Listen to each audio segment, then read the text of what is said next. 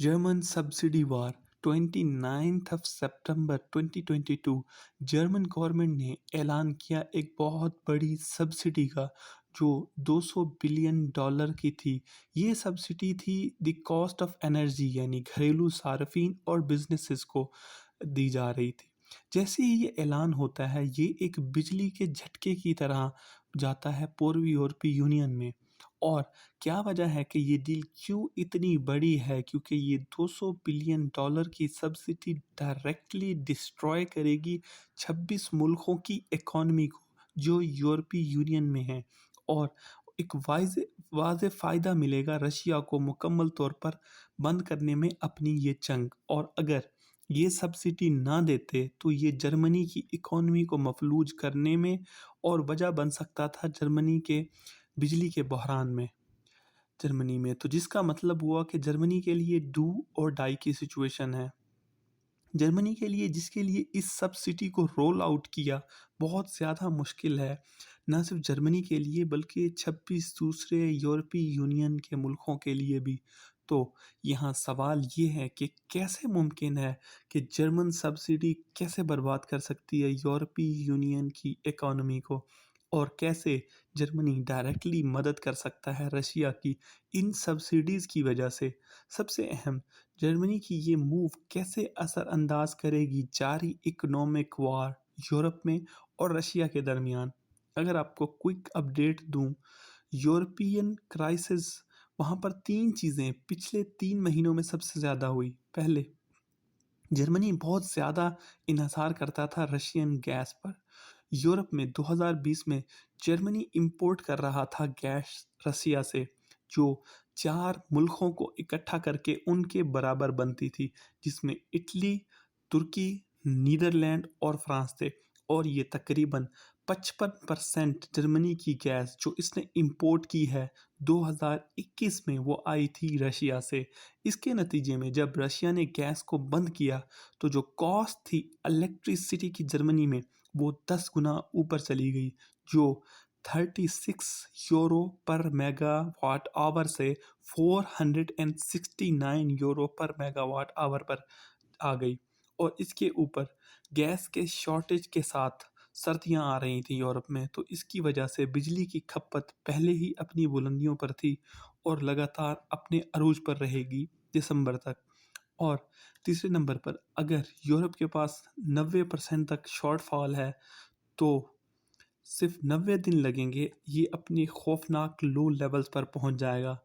In short, gas की shortage अपने अरूज के खपत के वक्त पर और महफूज ना करने के ऑप्शन के साथ प्राइस को और बढ़ा देगी बिजली के यूरोप में। ये इंतहाई हद तक अब अगरचे जर्मनी और दूसरे यूरोपियन कंट्रीज़ को मदद मिल रही है यूएस और दूसरे मुल्कों से भी, तो गैस प्राइस अभी भी बहुत ज़्यादा हद तक ऊपर है। इसीलिए कॉस्ट ऑफ प्रोडक्शन बढ़ी है ड्रास्टिकली। और जर्मनी में इन्फ्लेशन अपने पिछले सारे रिकॉर्ड तोड़कर पहुंच चुका है 9.10%। तो इस तरह से रशियन और यूक्रेन की जंग बर्बाद कर रही है जर्मनी की इकॉनमी को। तो सर्दियों के दौरान अगर बिजनेसेस इस काबिल ना हुए कि वो प्रोडक्ट सेल कर सकें अफोर्डेबल रेट्स पर, और जर्मनी के लोग तो बैंक अकाउंट्स खाली हो जाएंगे बिजली के बिल अदा करने की वजह से सिर्फ, तो फिर जर्मन इकॉनमी बनेगी एक डिज़ास्टर। और ये वो वजह है जिसकी वजह से जर्मन गवर्नमेंट ने ऐलान किया कि मेगा सब्सिडी देगी वो और कंपेंसिएट करेगी बिजनेसेस और जर्मनी के लोगों को बर्दाश्त करते हुए कॉस्ट ऑफ एनर्जी गवर्नमेंट के पैसे के साथ। ये किसी दूसरी जर्मन सब्सिडी की तरह है। बुनियादी तौर पर गवर्नमेंट खुद बर्दाश्त करेगी कॉस्ट ऑफ एनर्जी को डायरेक्टली या इनडायरेक्टली, या ये तो कर्जा हो सकता है पावर कंपनीज को कि वो सस्टेन कर सकें अपने बिजनेसेस को, या ये सब्सिडीज़ की फॉर्म में हो सकता है।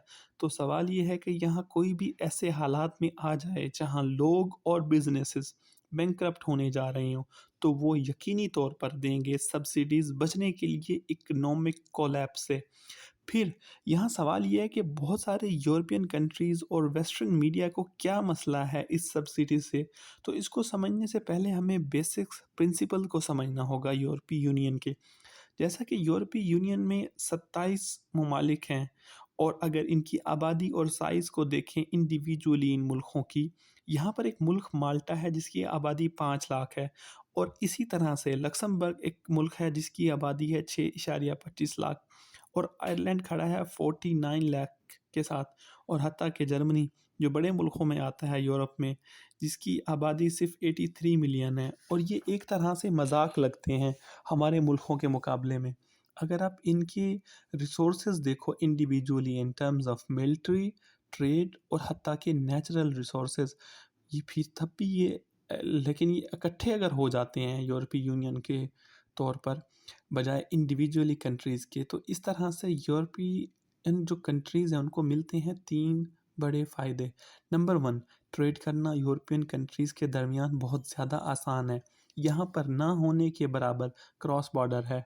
कोई परेशानी नहीं होती इम्पोर्ट ड्यूटी और परमिट्स पर। इन शॉर्ट एक कंपनी जर्मनी की सेल कर सकती है अपनी प्रोडक्ट स्पेन में, जैसे हमारे स्टेट से दूसरे स्टेट में हम इनको सेल करते हैं और इनको टाइम भी नहीं लगाना पड़ता करेंसी को बदलने में, हर मुल्क में जाने से पहले या बाद में, क्योंकि 27 में से 19 मुल्कों की जो करेंसी है वो जो यूरो है।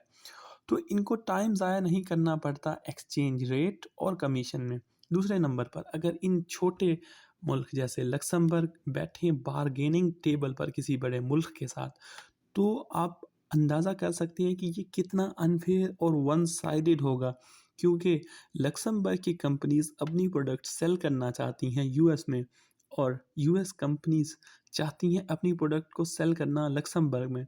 तो यूएस इसको दे रहा है 30 331 मिलियन लोगों की मार्केट का एक्सेस, और जबकि लक्समबर्ग उसको एक्सेस दे रहा है यूएस को सिर्फ 6,25,000 लोगों की मार्केट का। तो यहाँ यूएस बुली कर सकता है लक्समबर्ग को उस पर 20% इम्पोर्ट ड्यूटी लगाते हुए। इसके बदले में 5% जो इम्पोर्ट ड्यूटी है जो कंपनी सेल कर रही हैं अपना सामान लक्समबर्ग में। तो आप यहाँ देखोगे कि अनफेयर एडवांटेज, लेकिन अगर इसकी जगह पूरा यूरोप बैठकर नेगोशिएट करता है तो फिर यूरोप के मार्केट का साइज़ हो जाएगा 450 मिलियन। और तीसरा, यहाँ पर मिलिट्री अलायंस है, क्रॉस बॉर्डर टूरिज़्म है, इंटीग्रेटेड फाइनेंशियल मार्केट है, वगैरह वगैरह। अगर ये क्लियर हो गया तो आप समझने की कोशिश करते हैं कि क्यों बहुत सारे यूरोपियन कंट्रीज़ को प्रॉब्लम है जर्मनी की मेगा सब्सिडीज़ के साथ। क्योंकि सब यूरोपियन कंट्रीज़ जर्मनी के जितने अमीर नहीं हैं, वो सब्सिडीज़ नहीं दे सकते दोनों बिज़नेसेस और लोगों को उनके एनर्जी बिल के ऊपर। तो अगर जर्मन सब्सिडी शुरू कर देती है मार्केट को मूव करना यूरोप में, तो ये वजह बन जाएगा तबाही की यूरोप में, जो कहलाती है सब्सिडी वॉर। तो ज़्यादा टेक्निकलिटीज़ में नहीं जाते, इसको सादा करते हैं। मिसाल के तौर पर आइंस्टाइन और जोए चला रहे हैं एक मैन्युफैक्चरिंग यूनिट जर्मनी और स्पेन में, जो बेचते हैं ब्रेड 3 यूरो की, पर लेकिन रशियन जंग के बाद cost of manufacturing shoot up हो गई है ऊपर और अब वो बेच रहे हैं वही ब्रेड 4 यूरो में। अब यहाँ पर आती है जर्मनी की मेगा सब्सिडी। अब बिजली के बिल आइंस्टाइन के 3,000 यूरो पर ही रुक गए थे, जो रशियन वार से पहले थे वो भी 3,000 थे और अब भी 3,000 हैं। उसकी वजह है जर्मन सब्सिडी, जबकि जोसेफ अभी भी पे कर रहा है 4 के यूरोज़, यानी वो पहले 3,000 यूरो पे कर रहा था आइंस्टाइन की तरह, लेकिन अब उसको चूँकि सब्सिडी नहीं मिल रही और बिजली की कॉस्ट ऊपर जा चुकी है रशियन वार के बाद, तो अब उसको 4,000 यूरो पे करना पड़ेगा बिजली का बिल। तो इसलिए ऐसा हुआ कि आइंस्टाइन को मिली है सब्सिडी 1,000 यूरो की, तो अब इसके नतीजे में आइंस्टाइन बेच सकता है वही ब्रेड 3.5 यूरो में, जबकि जोसेफ अभी भी उसको सेल करेगा 4 यूरो में और मुनाफा बना सकेगा। तो पता है क्या होगा, जब आइंस्टाइन को समझ आ गई कि ब्रेड सेलर स्पेन में नहीं कर सकते ब्रेड को 4 यूरो से कम, तो अब वो जर्मन ब्रेड को स्पेन में भेजकर बेच सकता है 3.75 यूरो पर। अब क्योंकि वहाँ पर कोई इम्पोर्ट ड्यूटी नहीं है और कोई इजाफ़ी टैक्स भी नहीं है यहाँ पर, तो आइंस्टाइन को कोई भी इजाफ़ी कॉस्ट बर्दाश्त नहीं करनी पड़ेगी सिवाय ट्रांसपोर्टेशन के। तो अचानक सब्सिडी आने की वजह से जर्मनी में जर्मन बिज़नेसेस मज़ीद कम्पेटिटिव हो गए हैं और स्पेनिश बिज़नेसेस के मुकाबले में, तो यकीनी तौर पर हर कोई जर्मन सेलर से ख़रीदना पसंद करेगा। तो इस तरह से स्पेनिश बिज़नेसेस बैंकरप्ट होना शुरू हो जाएंगे। तो इस तरह से जर्मन की जो कंपनीज़ हैं वो डोमिनेट कर लेंगी मार्केट में। तो इस तरह सब यूरोपियन कंट्रीज़ और इनको भी सब्सिडीज़ देनी पड़ेगी अपनी प्रोडक्ट्स को कम्पेटिटिव रखने के लिए। और अगर इन्होंने ऐसा ना किया तो इनकी कंपनीज़ बिज़नेसेस से बाहर निकल जाएँगी और फिर वहाँ पर कोई रेवेन्यू नहीं आएगा जो चला सकेगा इकोनॉमी को इन क्राइसिस में। ये कहलाती है सब्सिडी वॉर और ये वो वजह है जिसकी वजह से सब परेशान हैं जर्मनी की सब्सिडी से मुताल्लिक यूरोपीय यूनियन में। और हमें ये लाता है सबसे अहम सवाल पर, जो है जर्मनी बहरहाल आगे बढ़ रहा है इस सब्सिडी के साथ और यूरोपीय यूनियन के लिए इसका क्या मतलब है और कैसे इससे पुतिन को फ़ायदा मिलेगा। इससे यहाँ पर 4 मुमकिनात हैं। पहला, दूसरे यूरोपियन कंट्रीज़ अपनी बेहतरीन कोशिश करेंगे कि एनर्जी बिल्स पर सब्सिडी दें और वो दाखिल हो जाएँगे तबाही के दहाने पर। और अगर चीज़ें और ख़राब होती हैं, लोग सड़कों पर आ जाएँगे, हुकूमत गिर जाएगी और नई हुकूमत नया मुख्तलिफ आकर ट्राई करेगी। दूसरा ऑप्शन यहाँ पर है दूसरे यूरोपियन कंट्रीज़ फ़ैसला करें कि सख्त इम्पोर्ट ड्यूटी जो है ना वो लगाएँगे सब जर्मन प्रोडक्ट्स पर, रोकने के लिए तबाह होने से अपने बिज़नेसेस को। और वापस जवाब में जर्मनी भी कर सकता है इन पर इम्पोर्ट ड्यूटी मुसल्लत दूसरे यूरोपीय यूनियन कंट्रीज़ पर जर्मनी से तिजारत करने के लिए, क्योंकि एक जर्मनी एक बड़ी मार्केट है यूरोप में, तो ये इसको कम असरअंदाज होगी इस पर जर्मनी पर और ज़्यादा दूसरे मुल्कों पर। तीसरा ऑप्शन है ये सब्सिडी वॉर ने हिट किया है, जैसे मज़ीद ठंड में इज़ाफ़ा होगा, एनर्जी बिल्स और ज़्यादा होंगे और इन्फ्लेशन और ज़्यादा होगी।